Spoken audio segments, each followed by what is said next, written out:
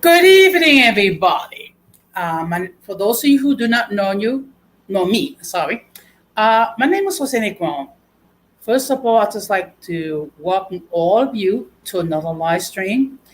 Right now, this stream is live on YouTube, Facebook, and Periscope. So people in Twitter can watch the live stream.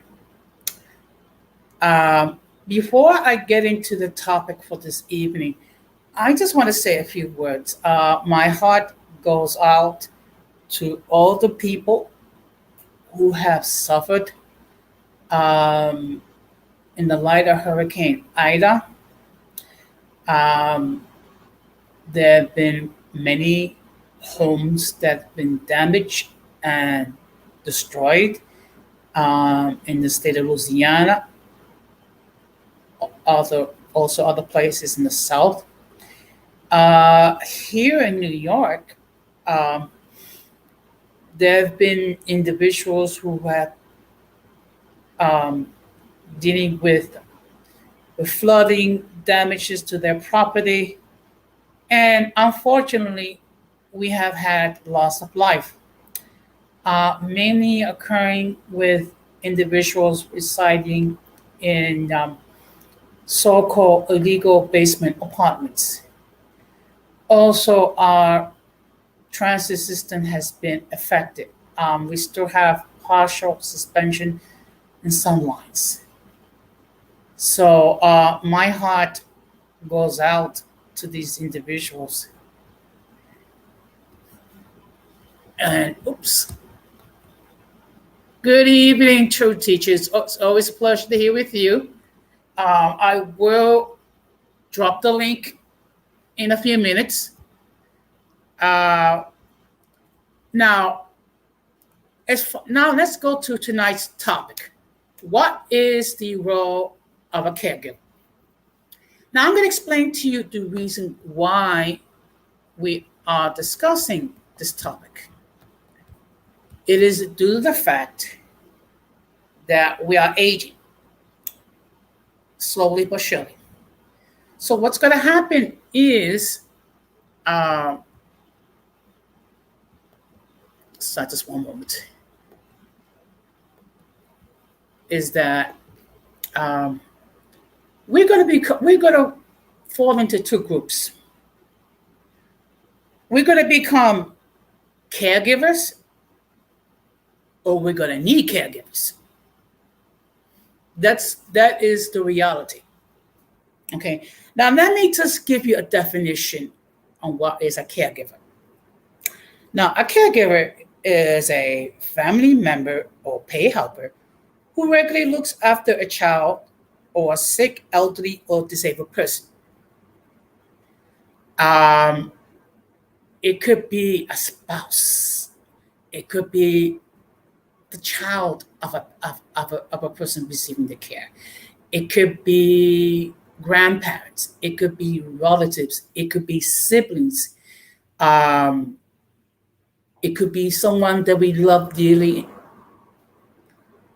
And what they do is they assist the person with their daily chores.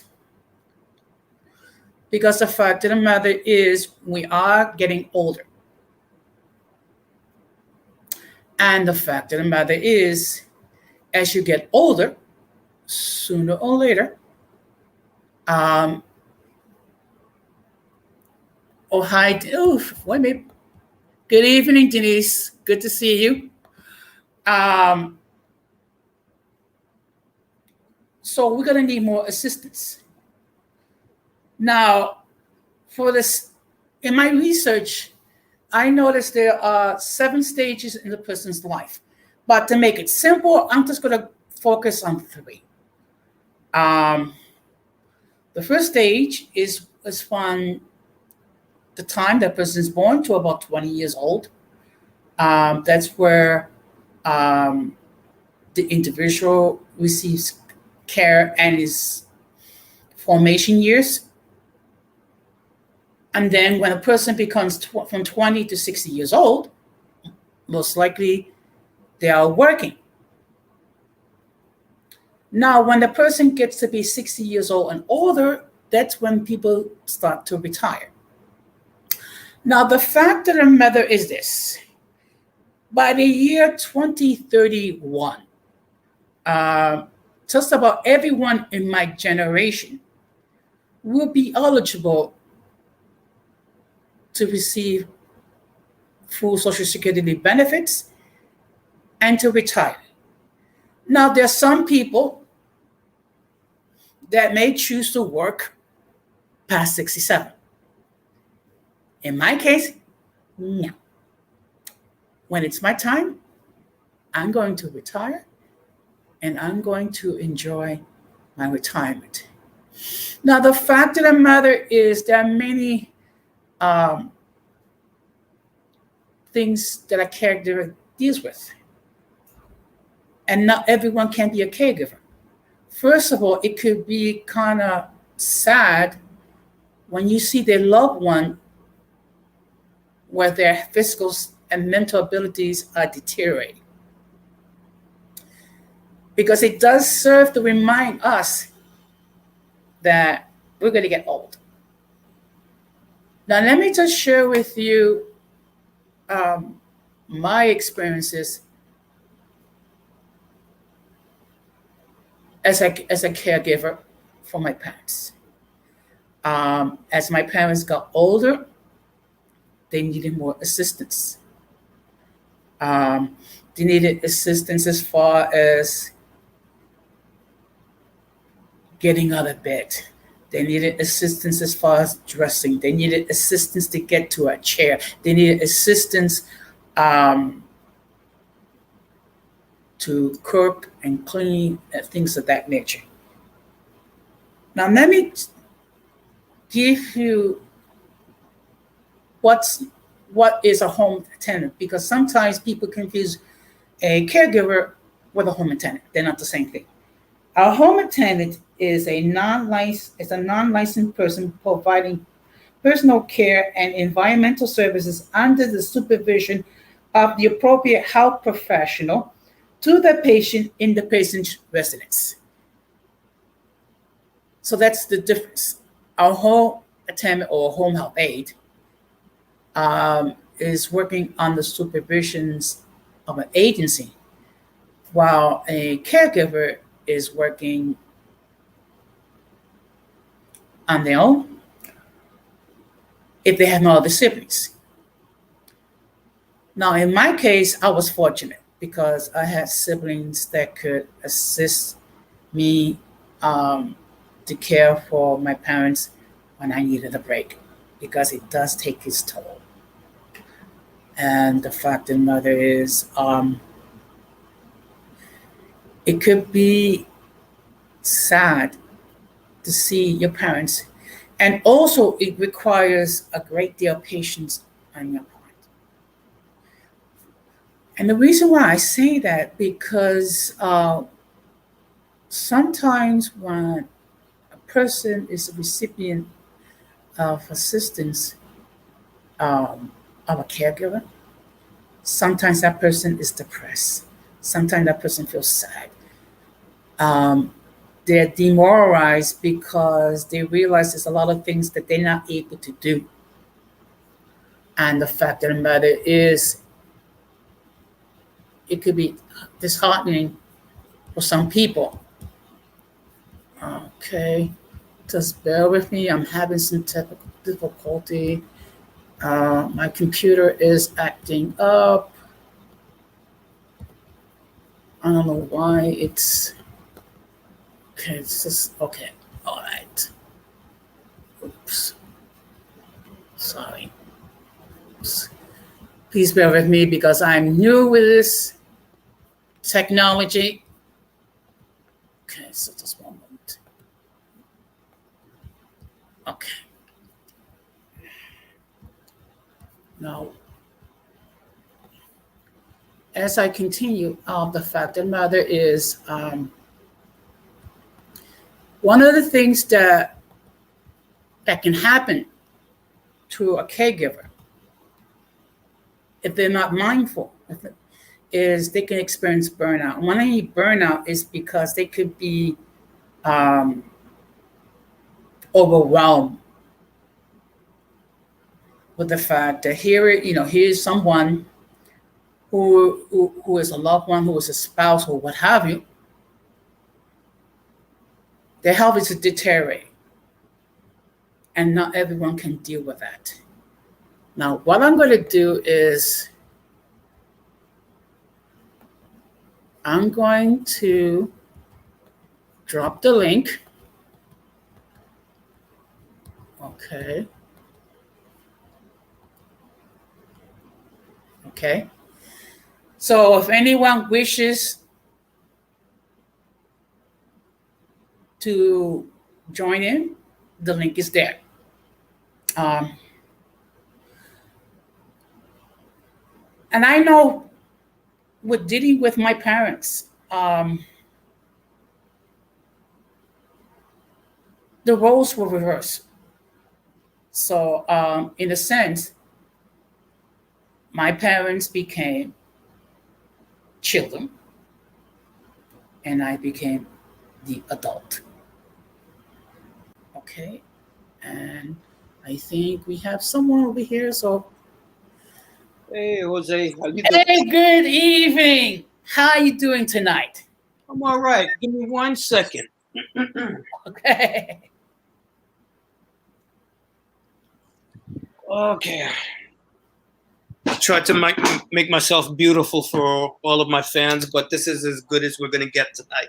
It's okay. Now you know. Now I one of the reasons why I wanted you to drop in too, because you had some experiences being a caregiver yourself, Yeah. and now what I've said so far, is it accurate or is it far from the truth? Oh, very much accurate. Hold on a second. Bless you. Pardon. Bless you. Jesus.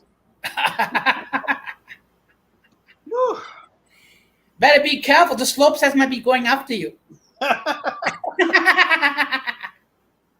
Well, that's how I cleanse myself of their negative energy. It's okay. But it definitely is true. Everything that you said. Especially the fact that being a caregiver, it does take a toll on you, you know?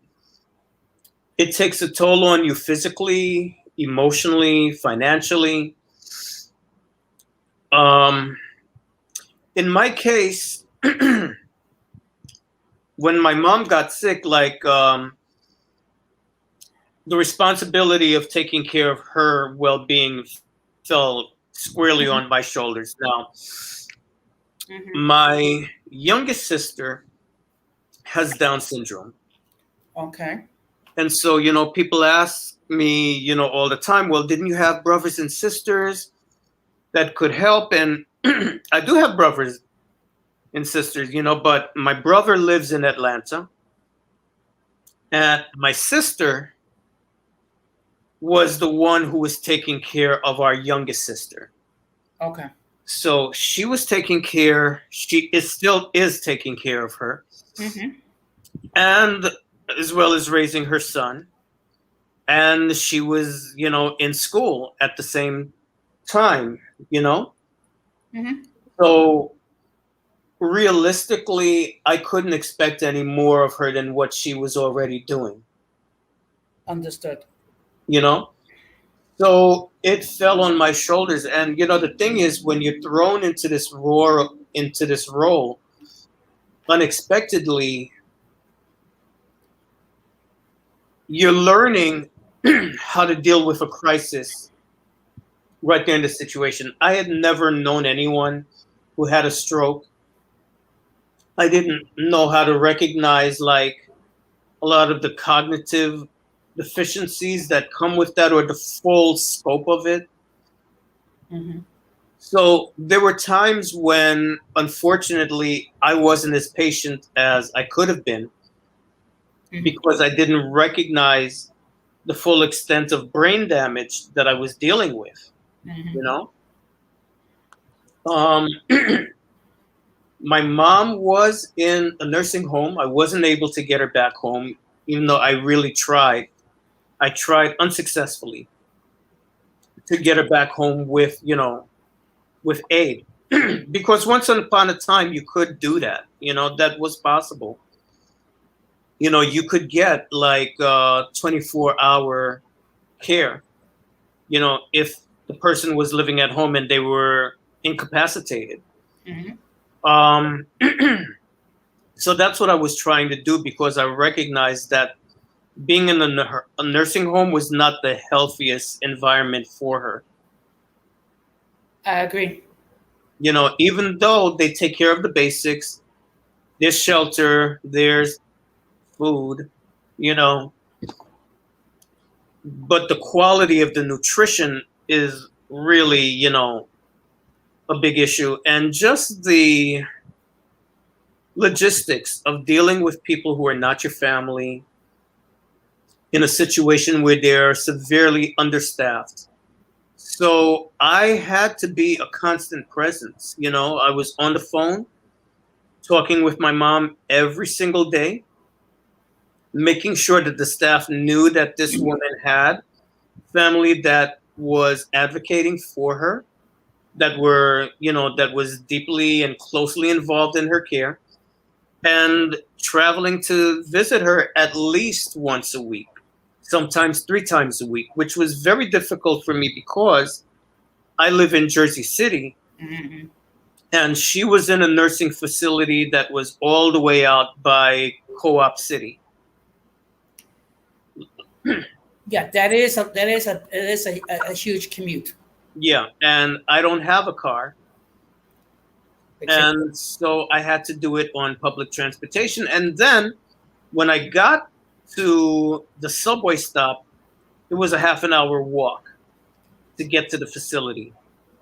Yikes. So that meant that most of the time I was commuting with my bicycle on the subway to ride there. So by the time I get to her, I'm exhausted.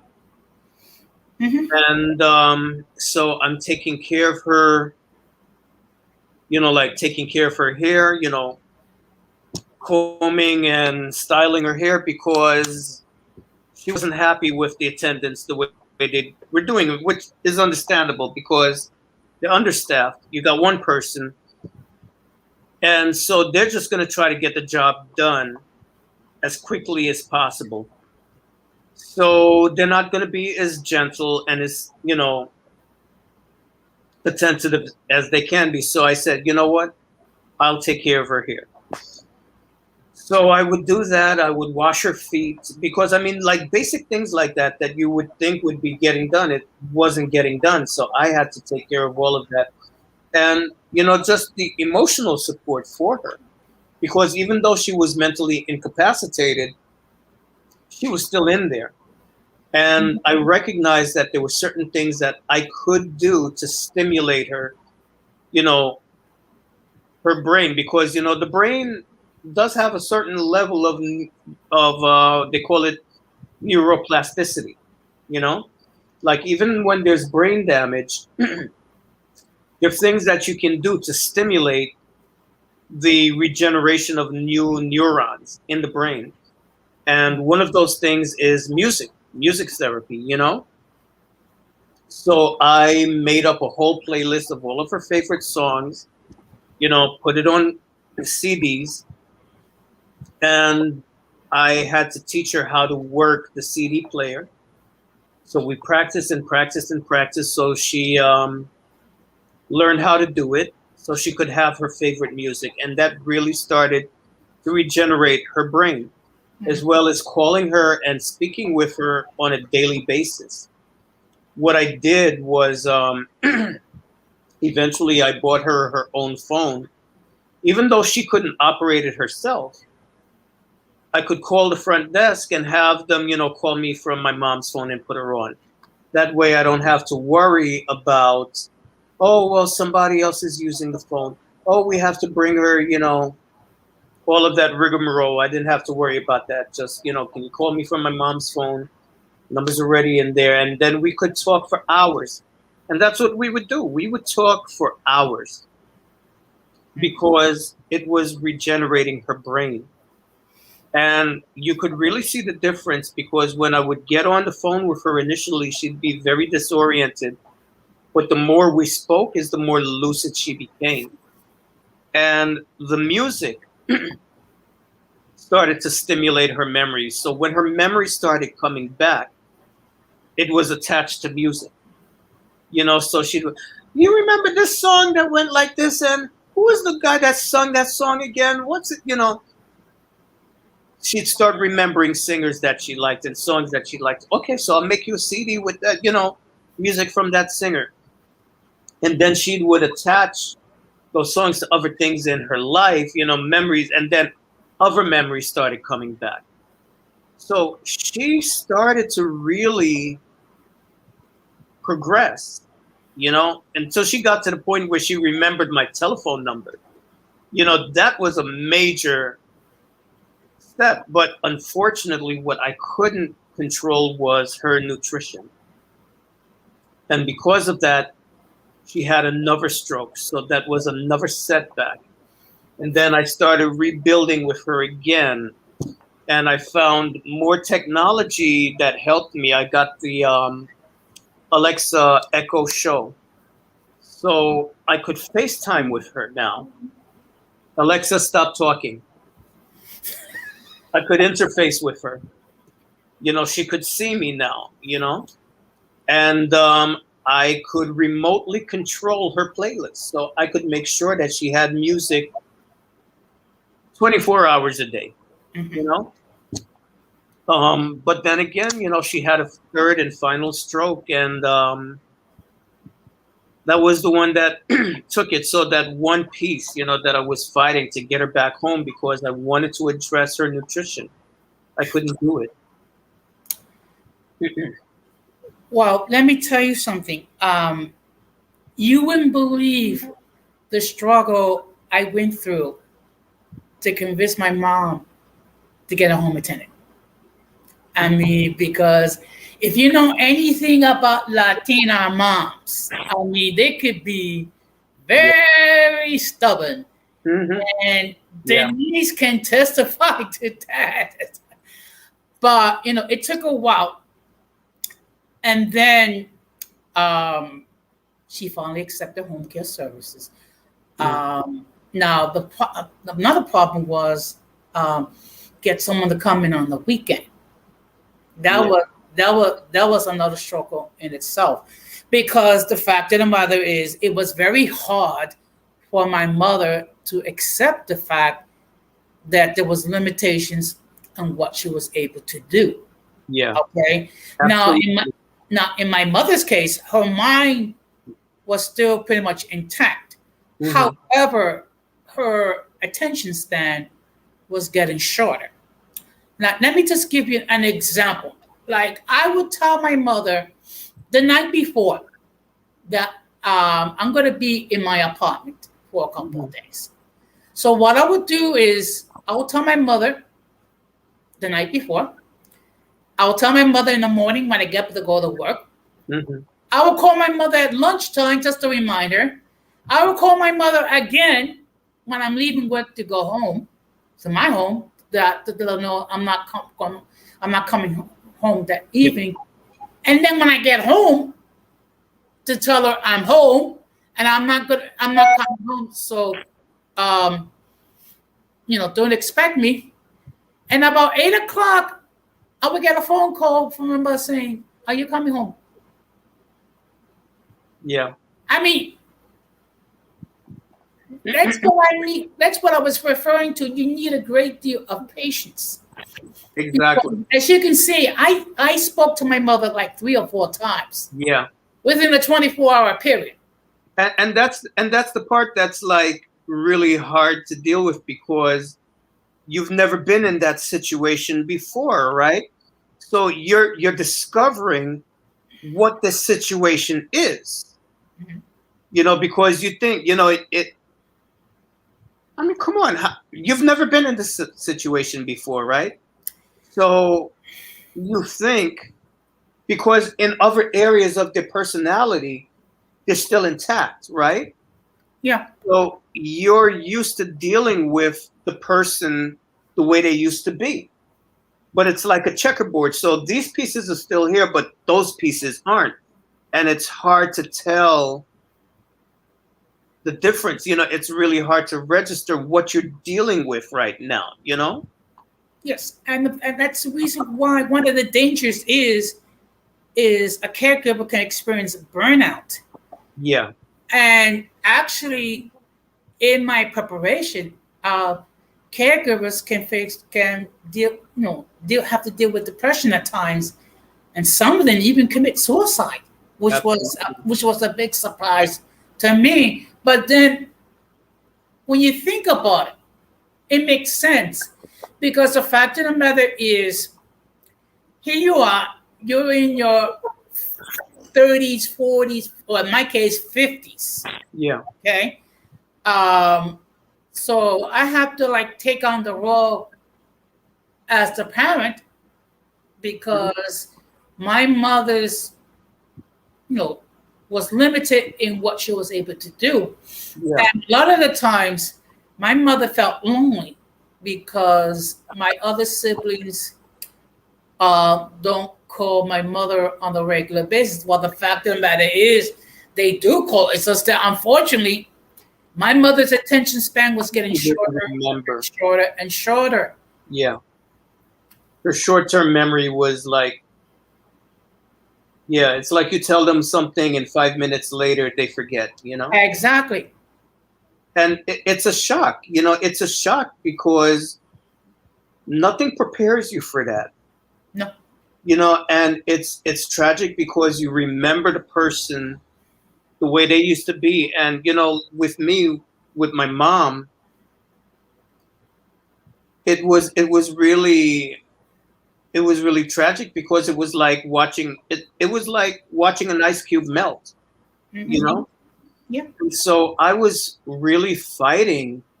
And I guess this is what it is, us as caregivers. Not only are we taking care of them, but we're fighting uphill to try to stave off that downward slide.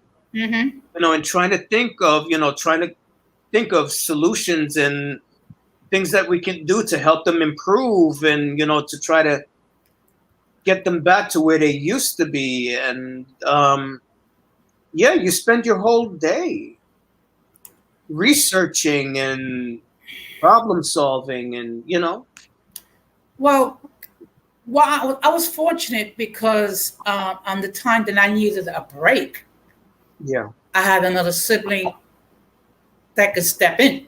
Mm-hmm. And actually, what many caregivers don't realize, there are support groups for these individuals because you experience a great deal looking after your mother.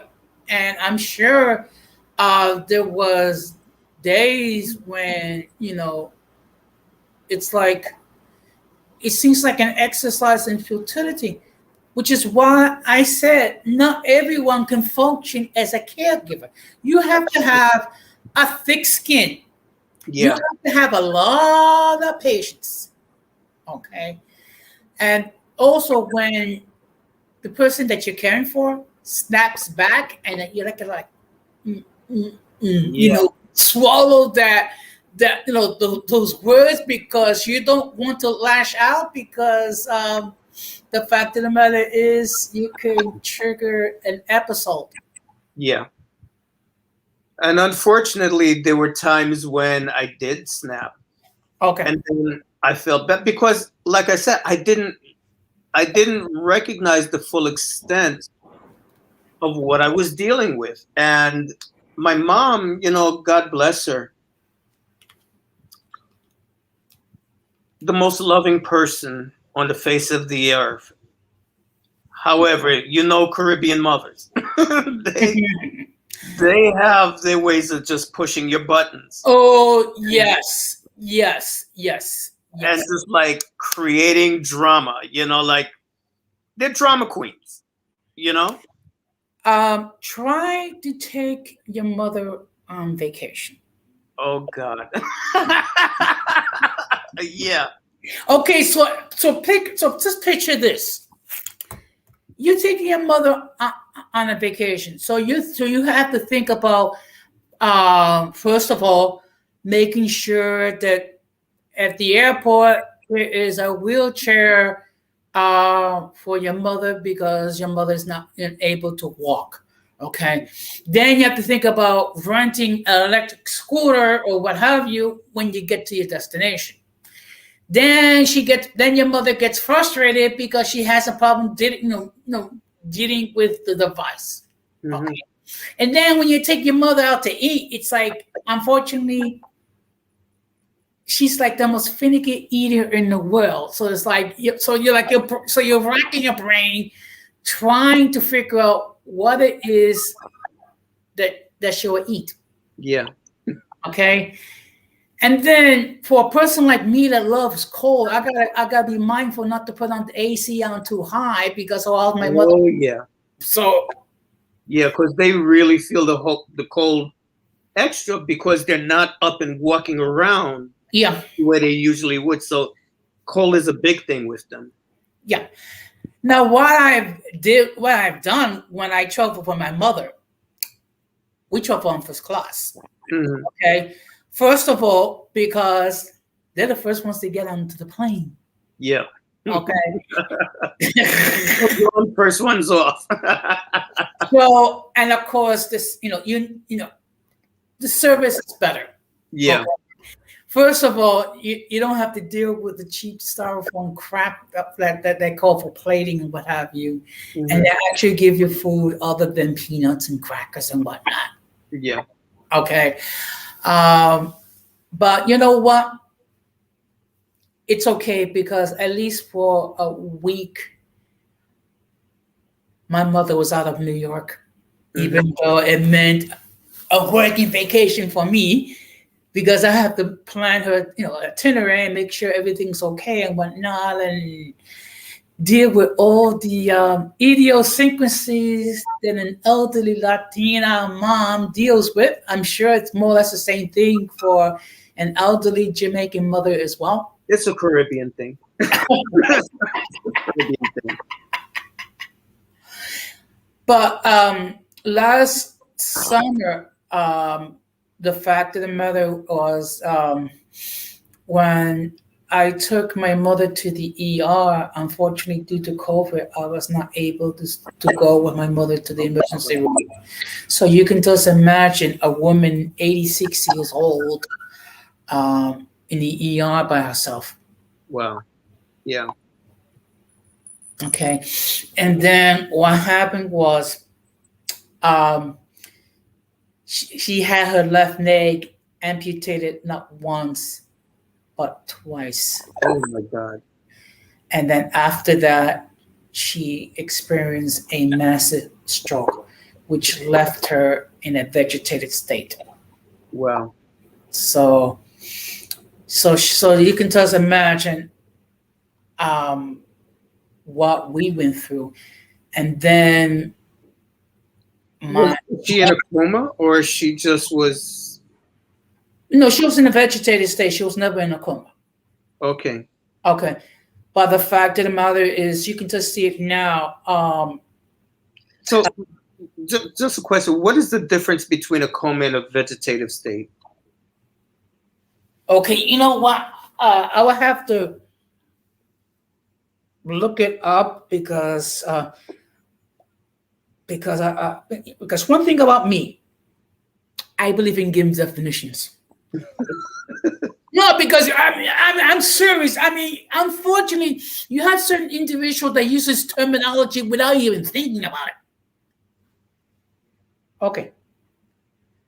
So just bear with me because unfortunately, okay.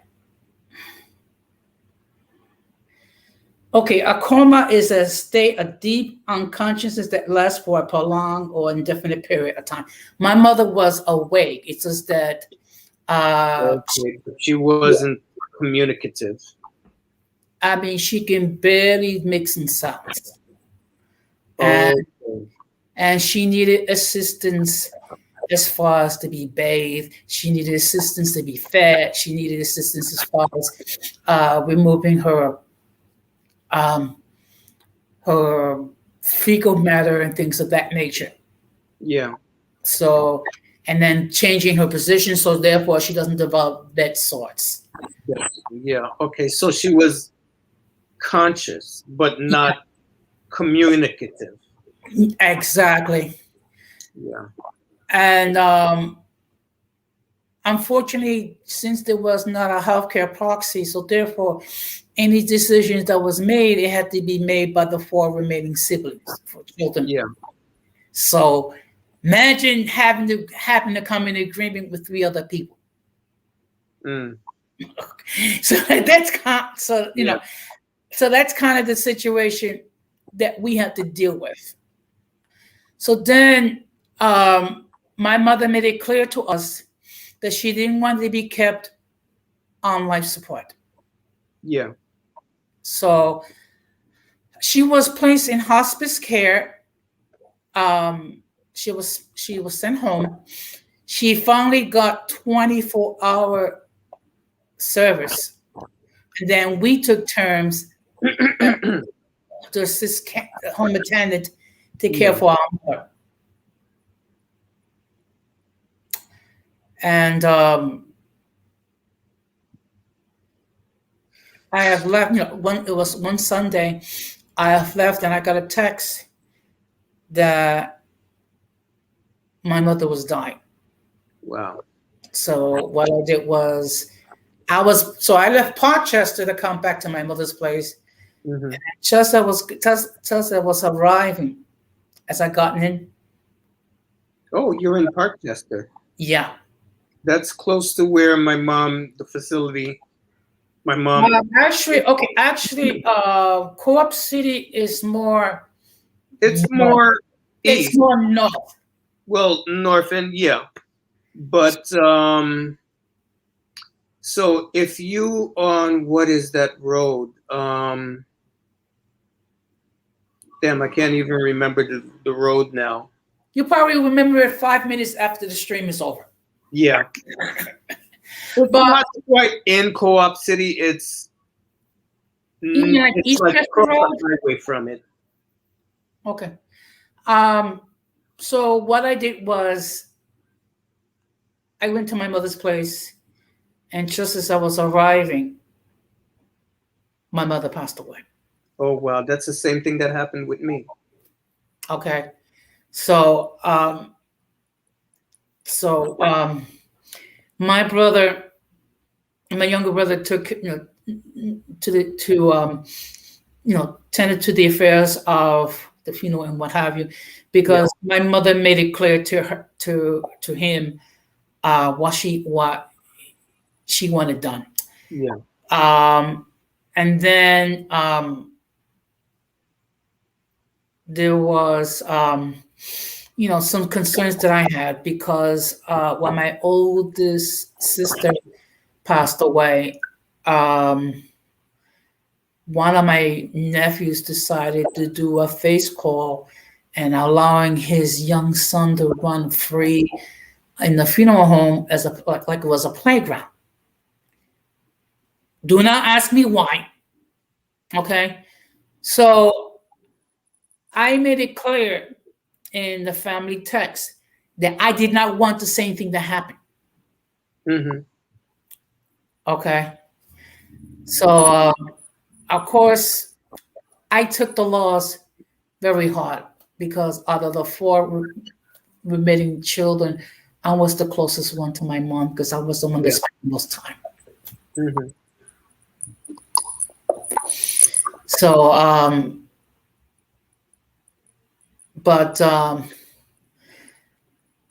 I am glad in the fact that I was able to tend to my mother. Yeah. So at least I can sleep well knowing that I did right. Exactly. Yeah. that I actually took my mother away on vacation a Mhm. couple times. Yeah. So I did everything that a son can do. Yeah. I mean, like with me, it was really, really difficult, Yeah. but I don't regret doing what I did. Like, I mean, I was in school full time Mm-hmm.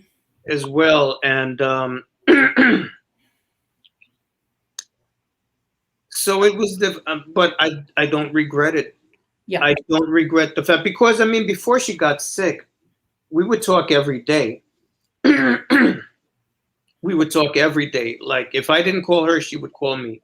Mm-hmm. So I'm glad that we didn't miss a beat. Yeah. And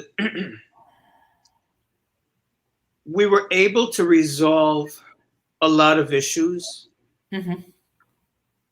because we spoke so much. And when her memories started coming back to the point where we could have, coherent conversations, Yes. we had some, really deep discussions, Mm-hmm. even though there were major parts of her brain that were still damaged. Before she had the second stroke, she was really the most lucid she had been. She was really coming back. And I'm glad that I could be there because of all of the siblings, I had the most patience with her because, like I said, mom could be a pill. Not because she was a bad person, but she just had that Caribbean mother thing, where they mean well, but they just create so much drama, you know. It's Believe me, I know. And with dealing with my father, um, we have a saying in Spanish, which is que él tiene la razón.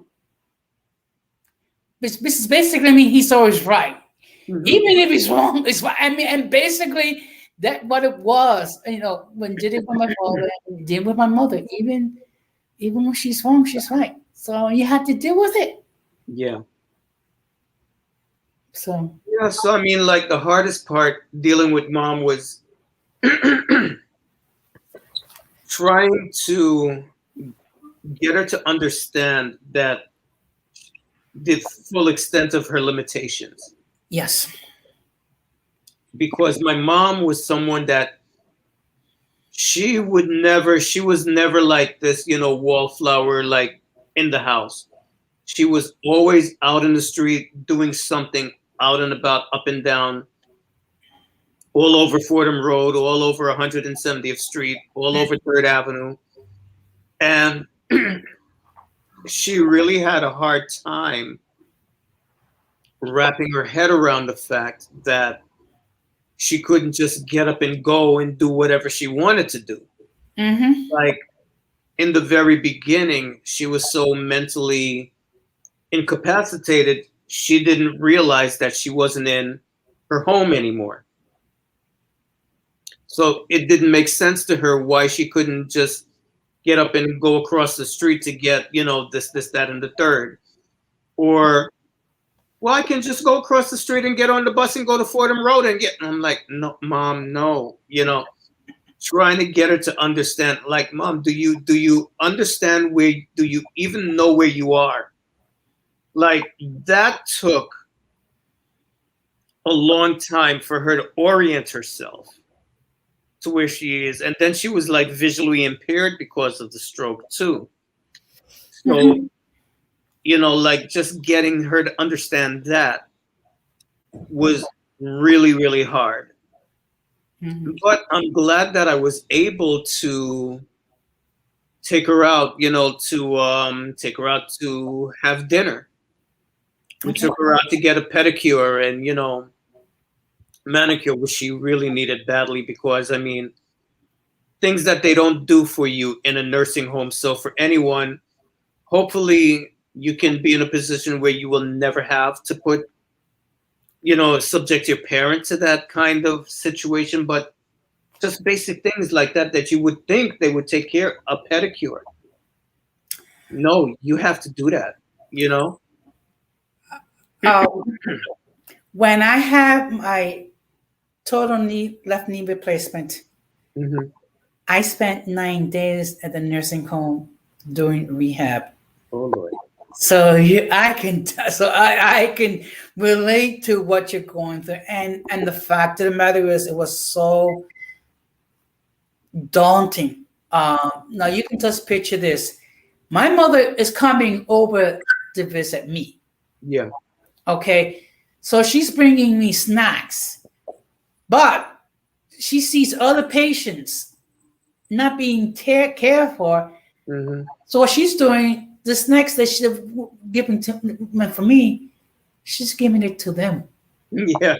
Okay, and let me tell you something. Hospital food, prison food, dormitory food, they have one thing in common. They are bland, bland, bland. Mhm. Oh my God, that was the hardest thing for my mom to deal with. I mean, like, look, this is a Caribbean woman, and you're gonna give her that. Oh my God, that was the one thing. If there was one thing on the top of the list, it was the food. And there's one thing that's worse than hospital food. Pureed hospital food. Oh Jesus, I can imagine. So when I had my right knee done, they asked me if I wanted to go to a place for rehab. And I said, no, thank you. I will rehab at home. But I was able to stay at my mother's, because the fact of the matter was, at the time, my building did not have a ramp. Wow. So for me to try to negotiate stairs with a walker, that was not an option. Yeah. So, and the only good thing about having a cane was that sometimes in the subway, they'll let you have a seat. Mhm. But the crazy part, one day, there was this, I don't want to sound politically incorrect, but there was this individual whose sexual identity was in question, Mhm. so to speak. Now, this individual sees me limping, trying to get to a seat. Yeah.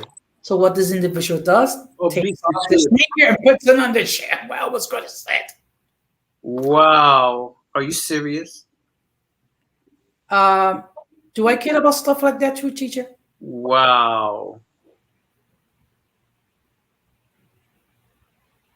Okay.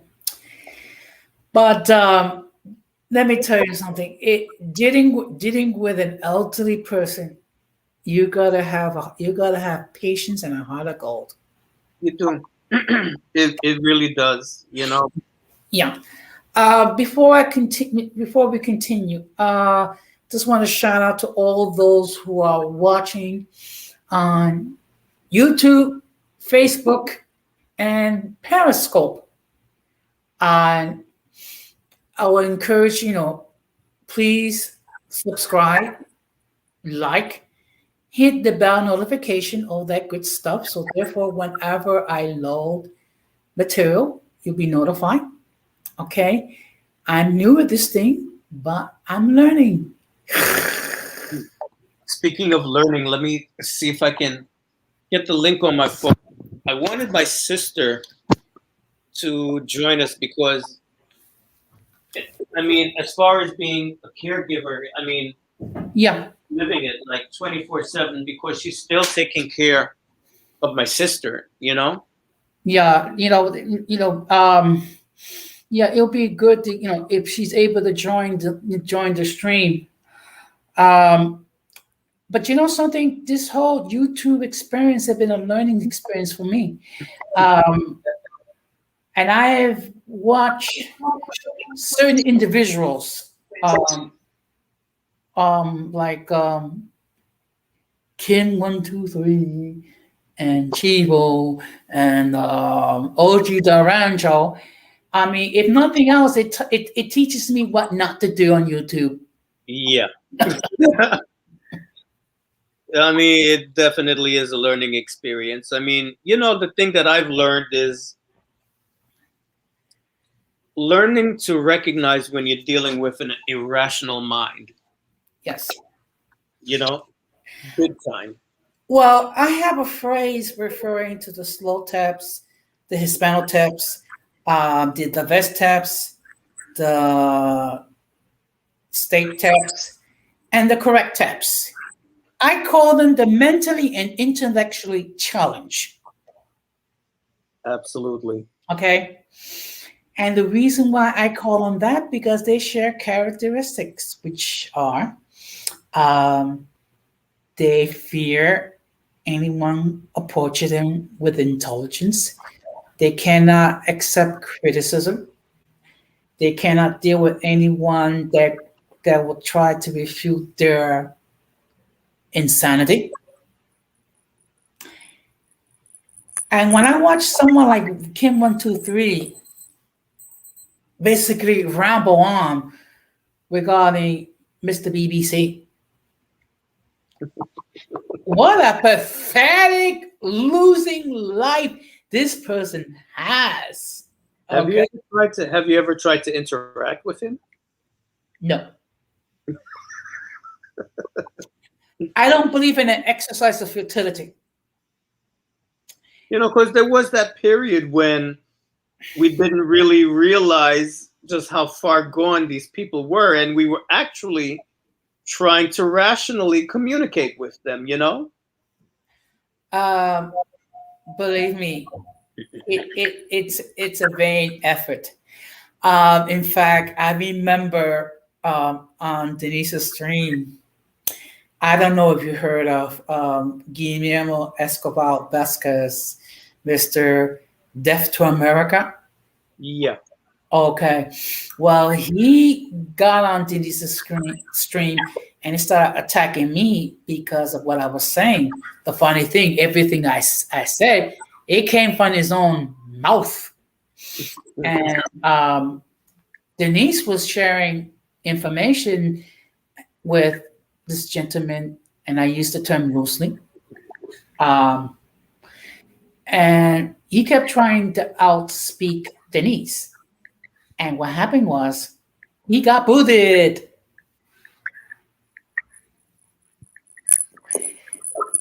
But I mean, when I see people like this individual or Kim123 or OG Darancho,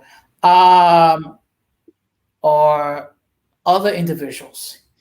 Now, once in a while, I'll get on Fighter Stream, and it depends. Mm-hmm. If it's not too crazy, I'll jump in. If it gets a little bit too whatever, it's like, nah. Well, at least you're lucky, because at least he shows you respect. Well, I think what I try to do is I try to make it clear that I'm not trying to be combative. Mm-hmm. Okay. I'm just sharing what I know.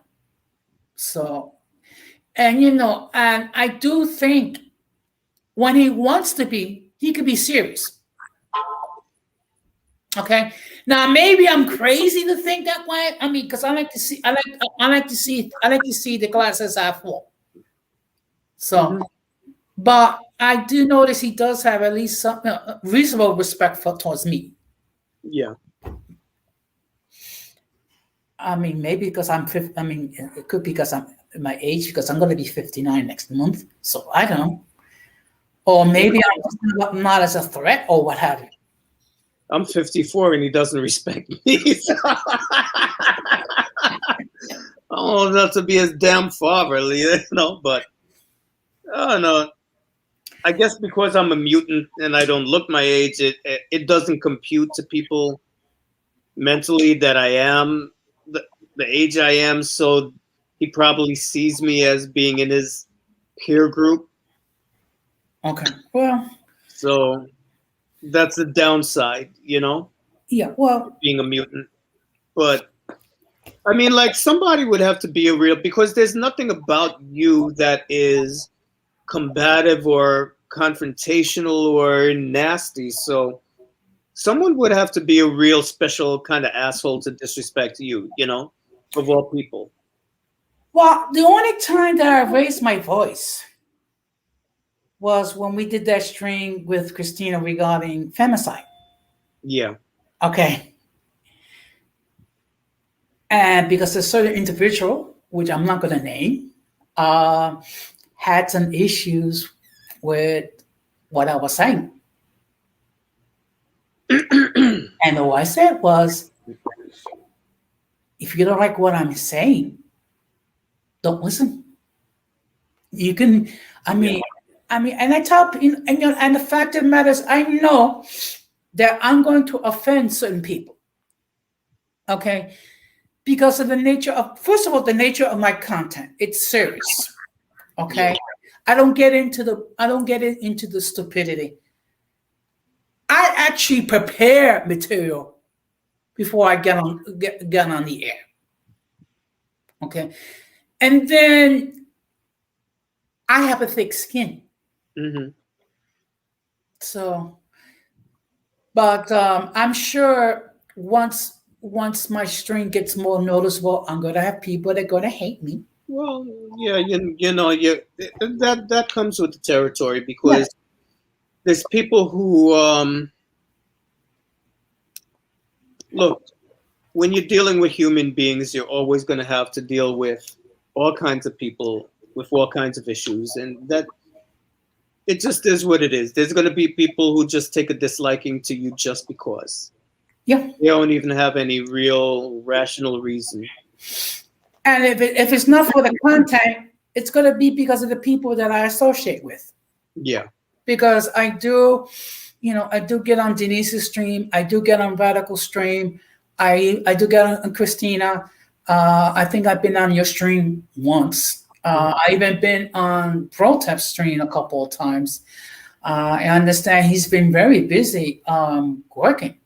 Yeah, he hasn't put out any content in a while. Mm-hmm. Yeah. But, I do miss his presence because he is, a voice of reason. And unfortunately, you have some people that cannot deal with it. Well, a lot of these individuals, they're dealing with a massive amount of insecurity. Yes. Within themselves. And what insecure people need is they need yes men around them to validate them, to make them feel, validated. And if you come with anything other than, that kowtowing, they get really bent out of shape. Yes.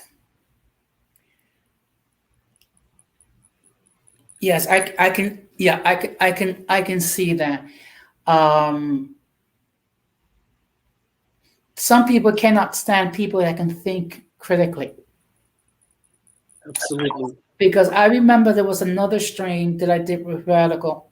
There was this individual complaining about the situation in the Dominican Republic, how women have to get into prostitution in order to survive. Mm-hmm. So basically, he was just pontificating, basically a lot of empty words. So then I asked him a question, and while I was asking him the question, he was trying to cut me off and said, no. I allowed you to speak uninterrupted. Give me the same courtesy. Exactly. So I asked him, okay, you're citing a problem. What was your solution? His solution was basically gobbledygook, which is family values. Now, I I've been think I remember that one. see, Family values. I've been to the Dominican Republic twice. So I Mhm. do have a little bit of knowledge regarding them. Okay. And the fact of the matter is, um, they have to do whatever they have to do in order to survive. Exactly. Family values ain't got a damn thing to do with it. No. I mean, what you need to do is like, um, first of all, you need to develop a sense of self worth. Okay, that's the first thing. Number two, you need to develop some sort of structure where people can be productive in society, so they don't have to uh, do perform prostitution or crime or what have you. Exactly. I Because mean, nobody wants to do that. Nobody wants. Look, if they had a choice, they wouldn't choose to be doing that. And that's the thing that like annoys me when we have these conversations is like nobody is really talking about these people as if they're actual human beings like the rest of us. It's like they become these commodities. And you're upset. You got one side that thinks that they should have complete access to the commodity, and the other side that is upset, and thinks that they need to police the commodity. mhm. When nobody is stopping and looking at these people as full-fledged human beings in their own right, and the fact that if they had a choice, they wouldn't be doing that. Exactly. And to be perfectly honest, it's easy for us here in the United States to point the accusing finger because the fact of the matter is this. If for some reason we lose our jobs, we're able to get unemployment. And Mhm. then when that runs out, we can apply for a popular assistance. We can apply for food stamps. We can apply for social services. So a person may be poor, but they're well fed. Mhm. Okay, in countries like the Dominican Republic, they don't have that safety net, They don't have the safety nets. so they have to do whatever they need to do in order to survive. Mhm. Okay, so when you hear about people that have to resort to prostitution, I mean, it's very easy to judge until but walk into their shoes and see what they have to deal with. Yeah. Um, Now, one thing that I said in one of Denise's streams, which was, it's better to light a candle than to curse the darkness, Mhm. which means it's not enough just to discuss a problem. What is your solution? Solution. None of these people, they have no solutions. Exactly. Their solution is to talk about family values and then make the DR white again. Yeah. And it's like I got into it with one of those people because I was like, wait a minute. Do you really think that these people are into prostitution because they have no family values? Like, you think that they don't have any sense of decency or morality and that's why they're doing. Nobody, if you took them aside and asked them when they were a little girl or boy, what do you want to be when you grow up? I want to be a hoe. Nobody wanted to do that. And what makes you think, and the ironic part is they don't realize how condescending they're being to their own society. Yes, Like you think that these people don't have any moral compass. You think they don't know the difference between wrong or right. Like they actually need you here in the United States to come down there and save them, to teach them wrong from right. Like, you don't know what their life experience is. You don't know what it's like to be going to sleep on an empty stomach.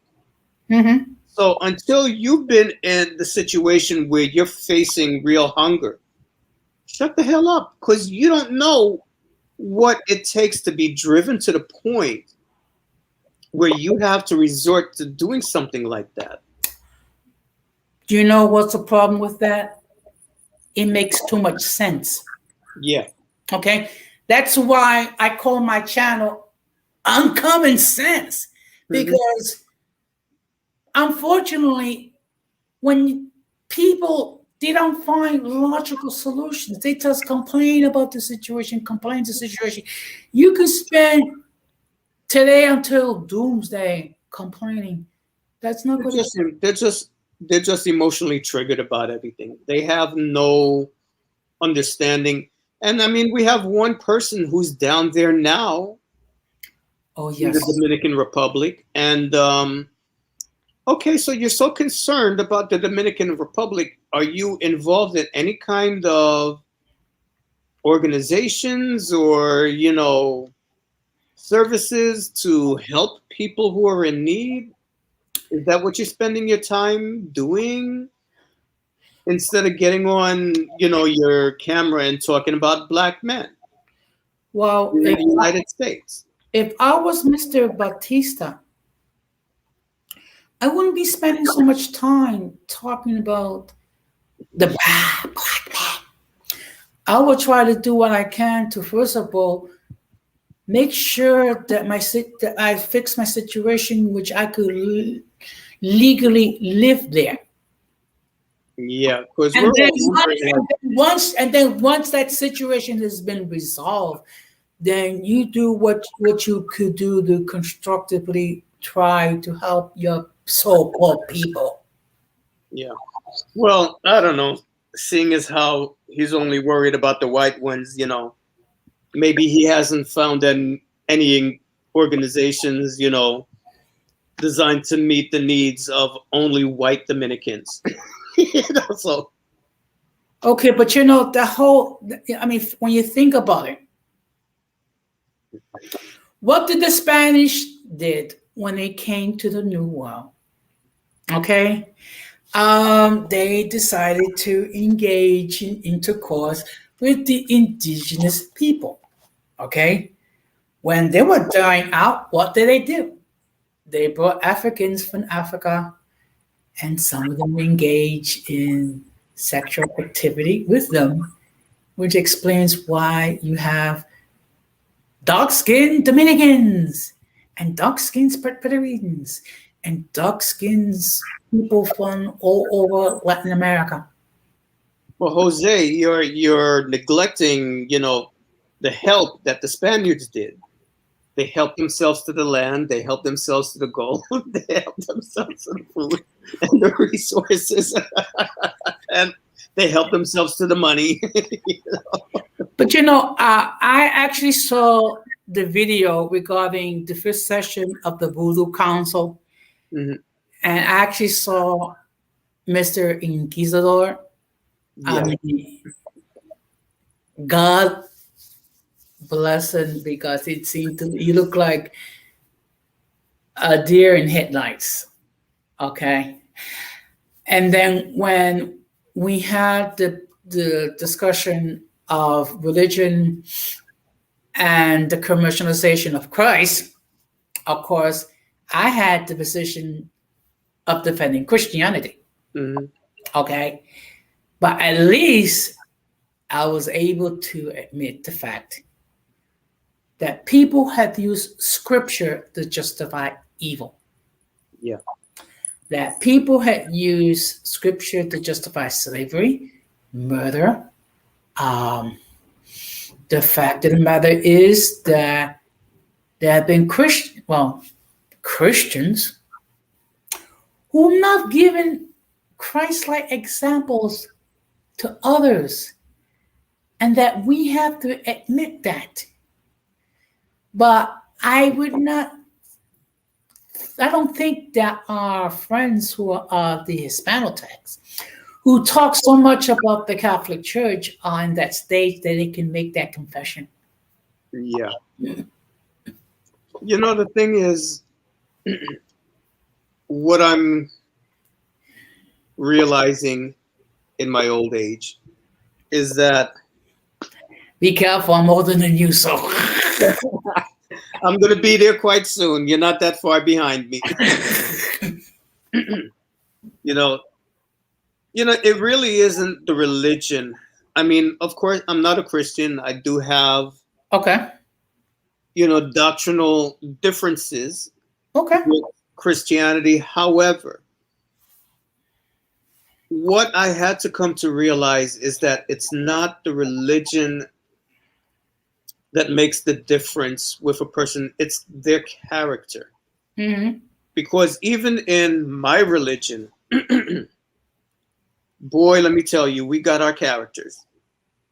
And before I joined the house, I waited years until the right group of people came, crossed my path. Because I wasn't going to just join any house because, man, like some of the stuff that I have seen. And, Christians at least have a book that they can misinterpret to kind of justify their bullshit. I will say that with my religion, at least they can't go that route, but that still doesn't stop them from doing their bullshit. They get over on people due to their lack of knowledge in the religion. So, but across the board and this is what I came to realize because I spent a lot of time being bitter against Christianity in general. Mm-hmm. And what I've come to realize is that no matter what belief system you belong to, you're always going to find people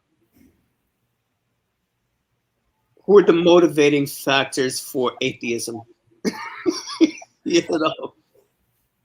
Well, They're the number one reason why people become atheists. Yeah. Well, doesn't matter what tradition you go to. Yeah. Well, one thing I like to tell my Christian brethren is there's no such thing as a perfect church. Mm-hmm. And if you do happen to find one, guess what? By you entering, you're going to screw it up.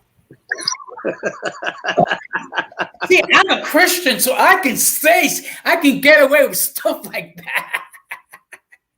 Everything was just fine until you showed up. I know that for some people, they don't have an idea what type of person I am because because first of all, I'm not your typical YouTuber. I'm going to be 59 next month. I'm not a millennial. I'm not a Gen Z person. I'm not a teenager or whatever. I'm just a person that that's been blessed with some wisdom. So I'm just trying to share my wisdom to those who will receive it. Mm-hmm. Well, that's the thing is that, unfortunately, there are people out there who are just so full of themselves.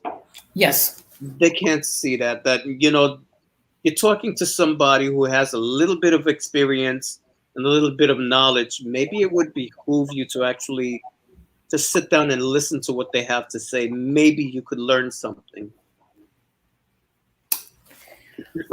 Well, on Friday's stream last night, this morning, because I don't know, some of these streams are like 10, 11, 12 hours. That shit. I'm not that young anymore. I can't do that shit.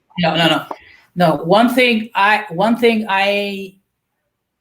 promise, I am not doing no marathon streams. I don't. First of all, I don't got the time. I don't got the energy. And the fact of the matter is, after 2 or 3 hours, basically people are just speaking jibber jabber. Hmm. Okay. But I think people were amazed when they're talking about how to prevent single mothers, the fact that I never had a single mother to deal with. Hmm. I never got anyone pregnant. And I'm 58 years old. Yeah, I was talking about this with my sister, and the shift in the culture, and maybe you remember because you lived in New York your whole life, right? Yes. Okay, so you probably remember like in the late 70s, early 80s, there was an epidemic of teenage pregnancies. Yes, because what happened was it was the time where in my generation people were becoming teenagers and young adults. And of course, when you are a teenager, you know everything. Yeah. So therefore, you are engaging in adult like activity, Hmm. and sometimes you don't always make the best choices, which is why you have people who become single mothers. Yeah. Now, I mean, you know, Because at that point, I mean, like the sexual revolution was like what, 65, 75. it was So in the we're not 60s. even talking like 20 years had passed. We were still in that stage, and this was before AIDS. Yes. So it's like people just don't real. We were fucking crazy. You know? We were off the chain. We were off the chain. But we were fortunate. We didn't get anybody pregnant. Well, listen, I was fortunate because first of all, God was looking out for me. It could have happened to me. I was lucky. Hmm. I was lucky. Um, because my first experience, like, she later became, like, a year or two later, ended up becoming a teenage mother. Uh-huh. So I lucked out. And then at that point, now we're in the mid 80s where AIDS started to become a thing. Yes. So, condoms were really easy to get a hold of. It was like three for $1. Well, So like I said before, I had sexual relations with only three in my lifetime. mm, I went off the rails. Like, listen, because like growing up in the church, we were so repressed, and I grew up in an evangelical church. Well, So yeah.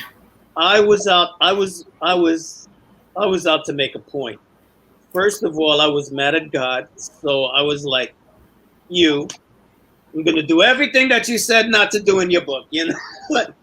So I went crazy, but I had already seen like all of my friends around me either getting pregnant or getting other people pregnant, Hmm. and looking at the trajectory of their lives, Yes. like first of all, um, I don't want to put that burden on my parents, and second of all, I'm gonna have to be involved with this person for the rest of my life. Yeah. Like, hell no. I'm not gonna put myself in a position where I've got to be like, you're gonna be like a booger on my finger for the rest of my life. Like, no, absolutely not. So yeah, I did my dirt, but I made sure that I didn't like, Hmm. But let us return to the topic. So, What you would like to say to those who are thinking about becoming a caregiver, or they currently are caregivers and they're struggling with the fact that they're dealing with someone that their health is slowly deteriorating, because that could be um, at times almost a losing battle. Wow, that's that's really a hard one. Okay, I guess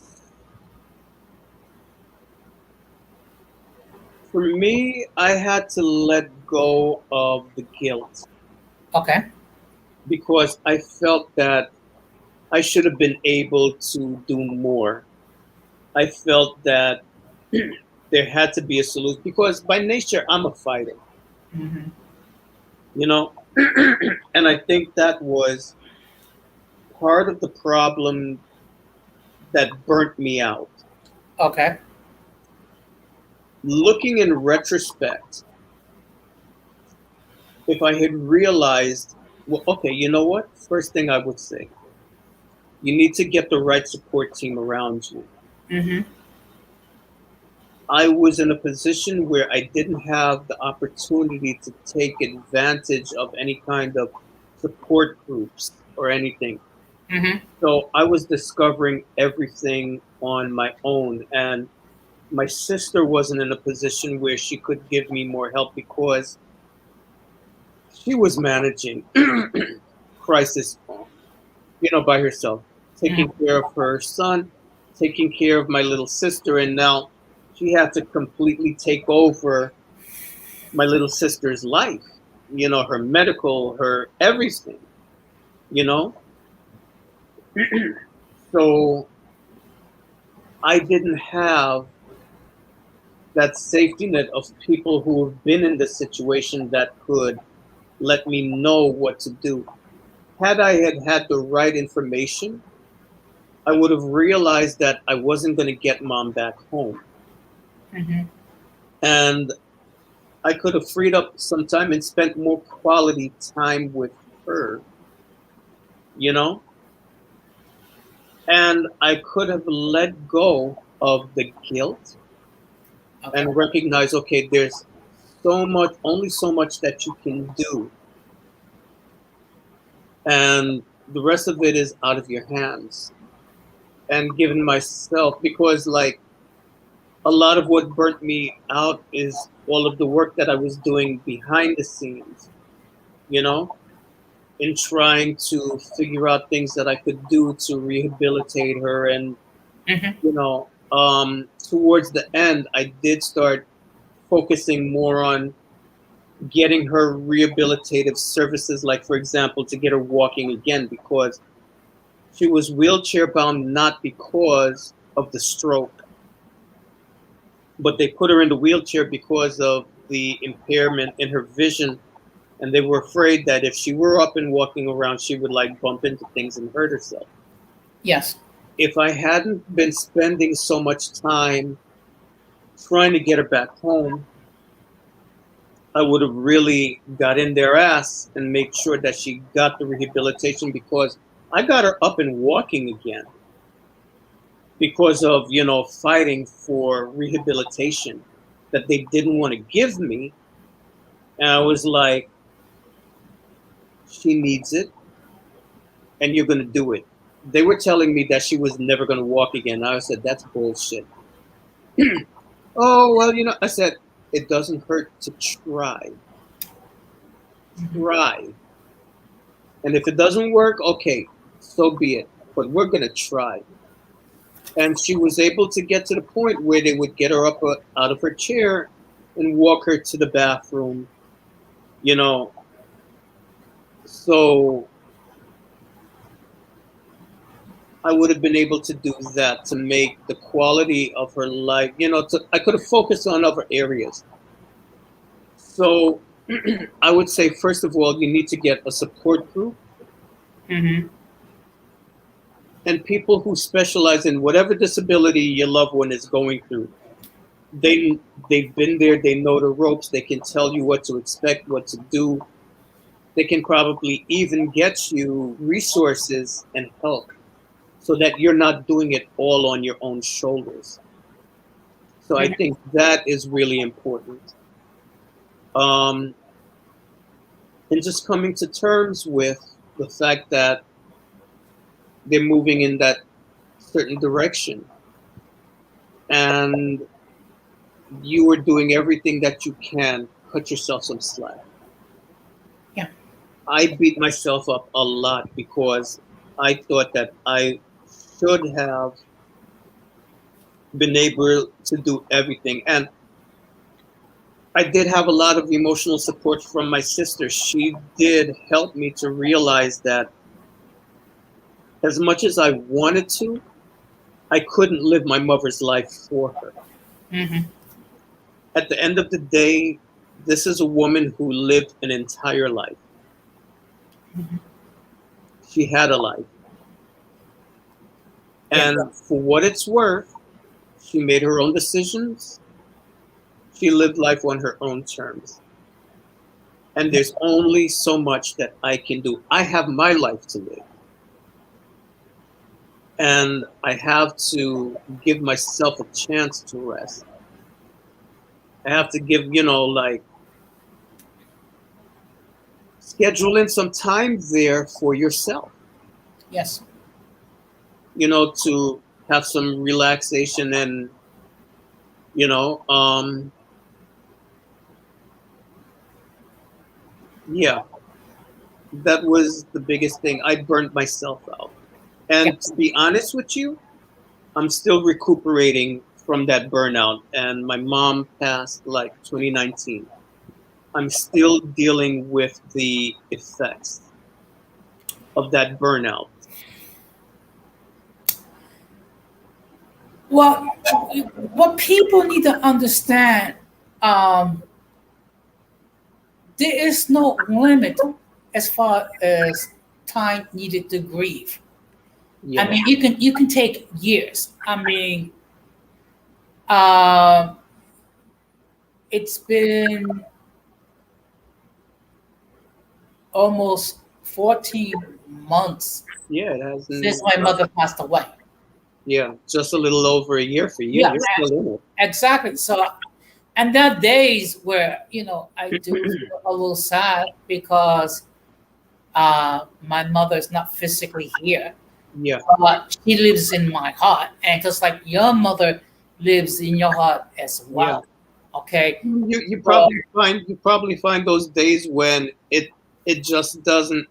You know what? You're still in the stage where you're wrapping your brain around the fact that she's not here physically anymore.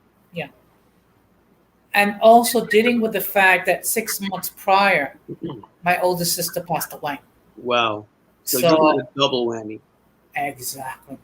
Yeah, Um, so what it does do is it makes you appreciate life, yeah, and it does create a different perspective. So when you have certain individuals who want to make the DR white again and want the Spanish Empire to be resurrected and what have you, and people talking about Mr. BBC and how certain members of the African American community supposedly are going to Latin American countries to do what have you. I mean, there are more important things to think about. to think Uh, about. And instead of, you know what? I would say instead of worrying yourself about that bullshit, take care of your health. yes, Number one thing, because let me tell you something. A lot of what my mom went through was the fact that she didn't typical Caribbean parent, they give everything to everybody else except themselves. yes, And my mom incurred complications to her health for that exact same reason. She gave everything to everybody except herself, and it caught up with her. Make sure that you're getting your medical care, your checkups on a regular basis, because now, my aunt is in the exact same position. The only thing is that my aunt's stroke was not as severe as my mother's, but she's still in a situation where she's in a nursing home and she'll never come back home. Mm-hmm. And, you know, her downfall was she was a religious fanatic, didn't believe in doctors. I'll just pray and, cover myself in the blood of Jesus.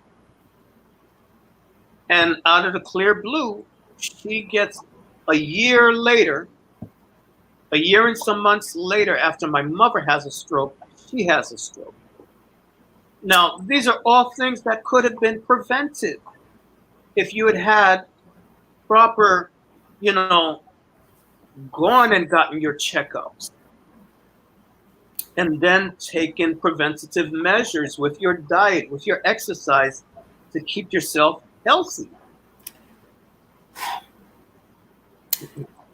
And I'm going to say this to my Christian brethren, and I can say this and I can get away with saying this. There's nothing wrong to pray. However, you need to take an active role as far as taking care of of the body, which is the temple of the Holy Spirit. Yeah. Meaning, what you're going to do is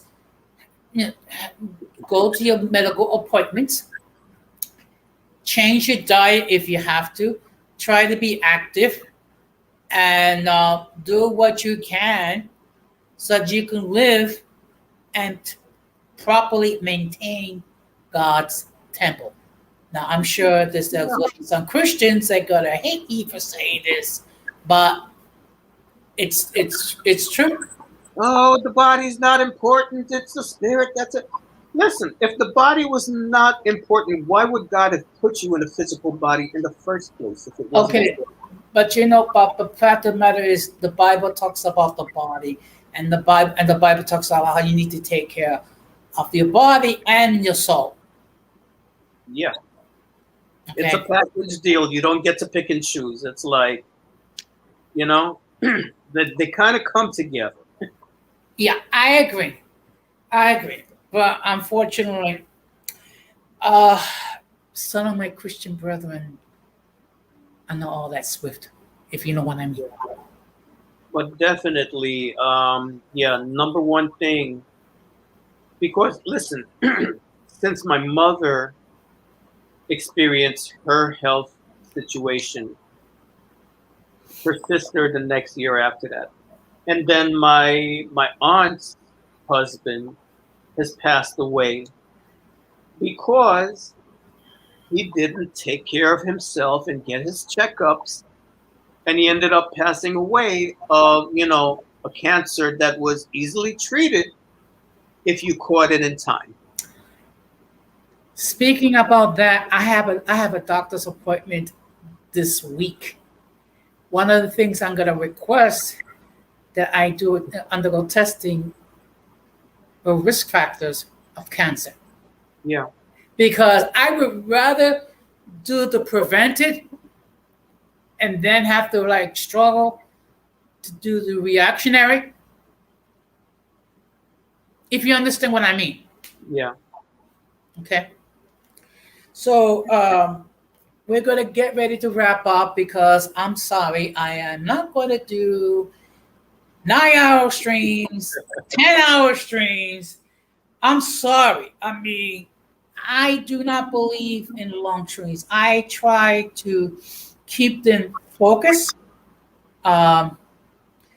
First of all, to teacher, I thank you very much for gracing your presence onto my stream.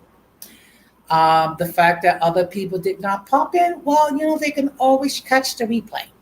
Yeah. I also like to thank all those who watched it on YouTube, Facebook, and Twitter through, I forgot what it was. So, to teacher, your final thoughts, please.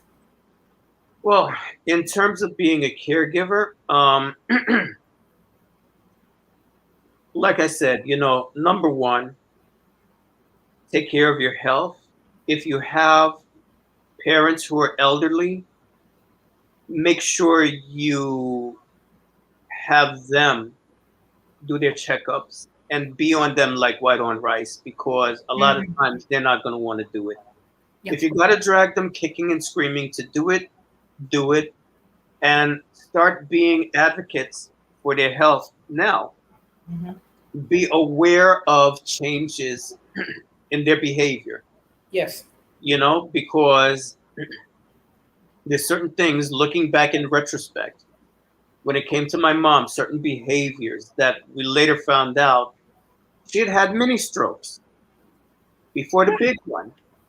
So things that we thought were just her, being a diva or being a drama queen or being, eccentric, was really down to brain damage that was happening due to the mini strokes. So if you have parents who all of a sudden they have changes in their behavior, their rationality, take them to get screened, take them for MRIs or whatever it is, because it could be, what you're looking at could be the result of minor strokes. And you can probably do something to prevent them from having a big one, you know, changes in their diet, their exercise, et cetera, et cetera. Um, so that's the one thing. Start taking care. If your parents are elderly and they are not going and getting checkups on a regular basis, start doing it now. Um, get their finances in order. Look into insurances that you can get into that would take care of something like nursing home stays or something like that. Try to get their finances in order so that you have a cushion in case anything happens. Because the nursing homes, they're going to grab all your assets if they can do it. Try to find some way that you can protect your parents' assets. Um, in the case where they do end up in a facility where they need that level of care, you have to be a presence constantly. Call them every day. One thing that you can do, I would say, buy them a phone. If they don't have the wherewithal to use the phone themselves, at least it can be there in their room. You can call the nurses station. Can you call me on my mother or my father's phone, please? Um, if you can get something like an Echo Show, that's great. Because you can communicate with them. You can drop in on them and communicate with them face to face. But definitely be a constant presence. Don't call every day. Communicate with them every day, even if it's just for a few minutes. Be a presence in their life. As far as if they're in the home and you're taking care of them, you would know much better than I would, what that circumstance would be. So those are the things that I would advise right now. And I'm sure if I think about it, there's a whole laundry list of things. But for right now, I would say those are the most important things. Um, so what I'm gonna do is I'm gonna put you in the background. Now I'm gonna do another stream this Thursday, 8 o'clock Eastern Standard Time, 5 o'clock Pacific Standard Time, and basically it'll just be a look at 9/11 20 years later. Oh So wow! so what it's gonna be is um, I'm going to ask people to share what was their experiences regarding 9/11 because And that'll be 9/11 affected all of us in different ways. what time again? It'll be Thursday. It'll be 8 p.m. Eastern Standard Time, Okay. 5 o'clock Pacific Standard Time. Okay. Um, of course, as always, you're more than welcome um, to come into the stream. If you can, you can. If not, well, I think I'll be able to do it. okay. Yeah. So I'm gonna put you in the background, okay? Okie dokie. Okay. Let me just. Okay, let's see. Oops. No, let's see if I don't want because I don't want to. Boy, it's this is like okay.